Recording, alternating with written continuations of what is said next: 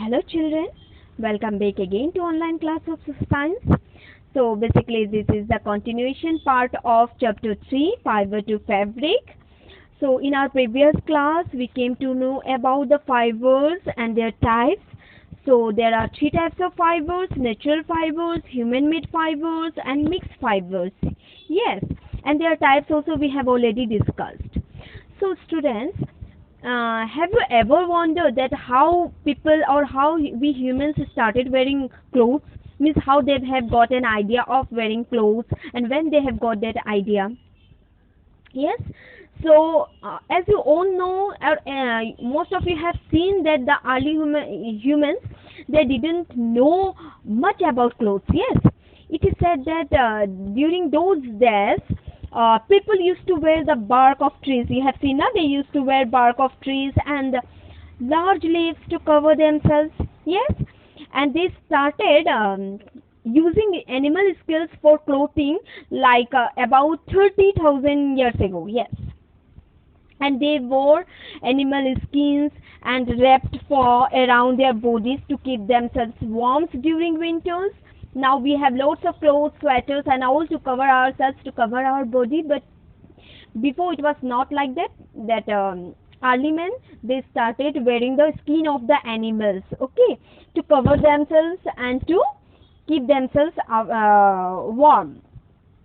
And this when these people began to settle in agriculture communities, they learned to weave twigs, okay, and the grass into mats and baskets.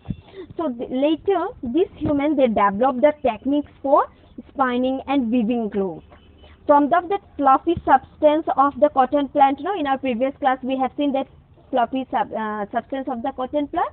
They started spinning and weaving that clothes from that cotton, okay. And it is said that clothing was invented throughout of years ago, okay. So in ancient Egypt, this cotton and flax plants were cultivated near the river Nile. You have heard about the river Nile, yes, river Nile, and they used for making fabrics. And in India, this the use of cotton spread around 3000 BCE, okay. And in China, silkworms were domesticated to produce the silk fiber to make the silk cloth. And the domestication of silkworm in China started around 3000 BCE, okay. So the fibers were then spun into a thread, okay, and which were woven to make silk clothes, okay. So earlier stitching was not known. People don't know much about the stitching, and women, they used to wear saris and men used to wear dhotis because they don't know about stitching and making the clothes. So with that, the clothes, they used to wear the sari and the dhotis before. And these clothes were not stitched because saris, you have seen saris stitched. No, before it was like that they don't need to stitch sari and dhotis. That's why they used to wear the saris and dhotis. And these clothes were not stitched at all, yes, and they were just wrapped around the body. And even today you have seen now sari, dhoti and lungi were used as unstitched clothes, yes. And when the invention of this sewing machine or sewing needle came, people started stitching fabrics to make clothes, okay. And today various stitched clothes such as jeans, skirts, suits, then trousers, kurtis and whatever are now, they are very popular. And at present there is a large variety of fabrics to choose from, yes. So now we shall start with the jute. So jute, I think all of you have heard about the jute, yes. What is jute? Jute is a long, soft and tiny plant fiber obtained from the stem of the jute plant, okay. That is called as pat in Hindi, pat, that one, patsun. And it is also called as golden fiber also, yes. So jute is biodegradable, okay, and durable and strong. And in our country, jute is cultivated mostly in the West Bengal, okay, and India's largest producer, West Bengal, okay. Then Assam also we have the jute, then Bihar also, and in the low-lying areas around the river Ganga and river Brahmaputra, okay. So it needs a well-drained fertile soil like alluvial soil, okay. And jute cultivation needs hot and humid climate and high rainfall during the growing period, okay. So next we have what is the process of cultivation or making this jute. First let us discuss about the cultivation of jute, okay. So see, the jute or the seeds of jute are sown in the March or April, okay, and it is a rainy season crop, okay. And jute plant grow around 6 to 12 feet in height, okay, and it bears yellow flowers, and the plants are cut during the flowering stage. It is because good quality jute is obtained from its young stem, and the old stems becomes very hard, and it is difficult to remove that fibers from it, okay.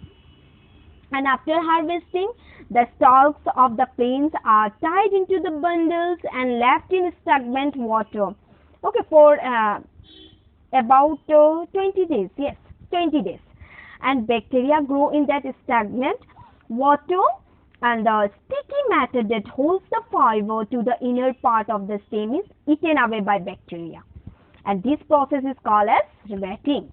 So when the stem rot, the fibers are separated by hands. The fibers so obtained are dried in the sun and tied into a small bundles, and these bundles are then sent to the mills, and then they are then spun and woven into the textile at the mills, okay. So as you can see here, there are like batching, carding, drawing, spinning, winding. They are the main process. Either they are the soft process to manufacture jute yarn. So there are two types of yarn are produced from jute spinning and sacking yarn, and the Hessian yarn.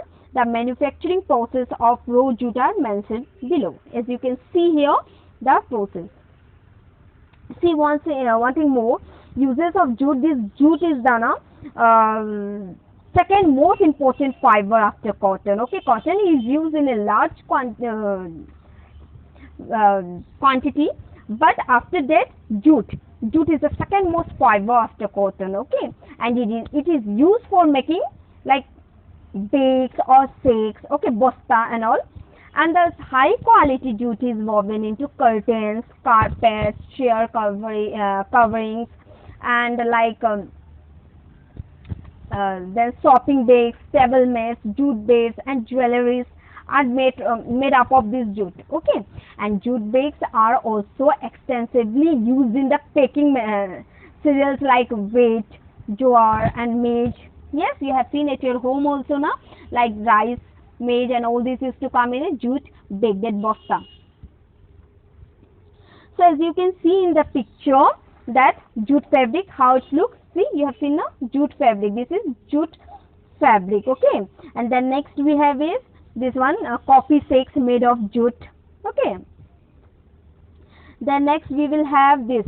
As you have seen, this person, what he is doing, he is extracting the stem of jute from rated stem of jute, okay. He is extracting the jute fiber from the rated stem of jute. And then here you can see that jute stalks during drying under the sun for use as fuel. It is drying under the sun for use as fuels, okay. So there are some other useful fibers. Number one is wool. Yes, you all have heard about wool. Wool is obtained from the fleece of sheep or goat, okay, or camel, yak, or alpaca, or other animals. Yes. So see, this animal, they have the thick coat hair on their body, as we have seen in on the CPS. They have the thick coat hair on their body because the hair traces the air, and air is poor conductor of heat. Yes, so the thick layer of the hair keep their body warm and protect them from the harsh cold.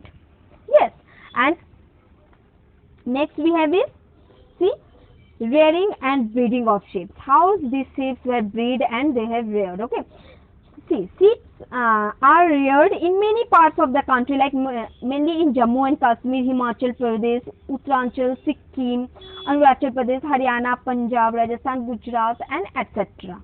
Okay. See, here you can see the process of making wool.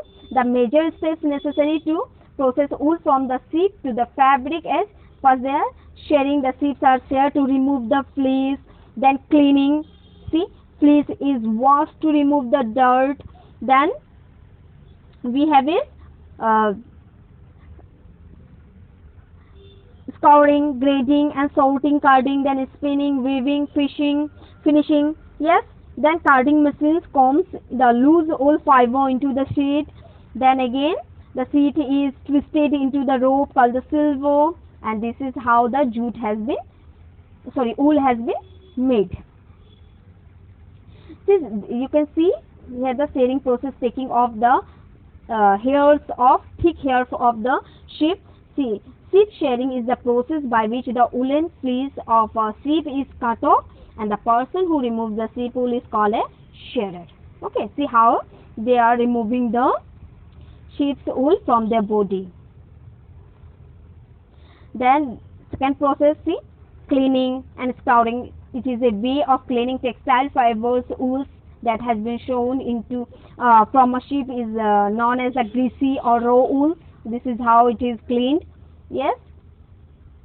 The next we have is, you can see, grading and sorting. See, grading should not be confused with wool classing. Okay, it is like basically sorting fleece into various lines according to fineness, length, strength, yield, color and style. Then next you can, so it is all about wool. So next we have is silk. Yes, silk. So silk, as you can see here, see, silk was first developed in China. Okay, and it is obtained from the cocoon of the silkworm, and each silkworm spins into a thread into 800 meters long to make a cocoon. Okay, and this cocoon is boiled in water to kill the worm, and it is then unwound to get the silk fiber, and the rearing of silkworms for the productions of silk is called as sericulture. So see, silk is a natural protein fiber, and some forms of which can be woven into the textiles. And this protein fiber of silk is composed mainly of fibrin and is produced by certain insects larvae to form a cocoon. Then see, there are different types of silkworm produce different silks in terms of luster and textiles. And example like tussar silk, you have seen a mekhla chador, tussar silk, muga silk, kosa silk, and etc. And these are produced by different types of silk moths, like mulberry. Have you seen the mulberry plant? So there they have the mulberry silk, and it is the most common silk moth. See, mulberry silk, this one. Then this is eri silk, then tussar silk, and then muga silk. So this is how silk is obtained from the different types of silkworms in India. And this is, and the process has been done. This is like a first the cocoon is boiled in the water to kill the worm, and then this unwound to get the silk fiber. Yes, and this is how silk is made. So students, hope it is clear to you all. So this is all about fiber to fabric. So here we have completed our chapter 3. So in next class I shall give you the notes of the chapter. So till then, take care. Just go through the lesson, so you'll get the more ideas about the lesson. Yes. So till then, take care. Thank you.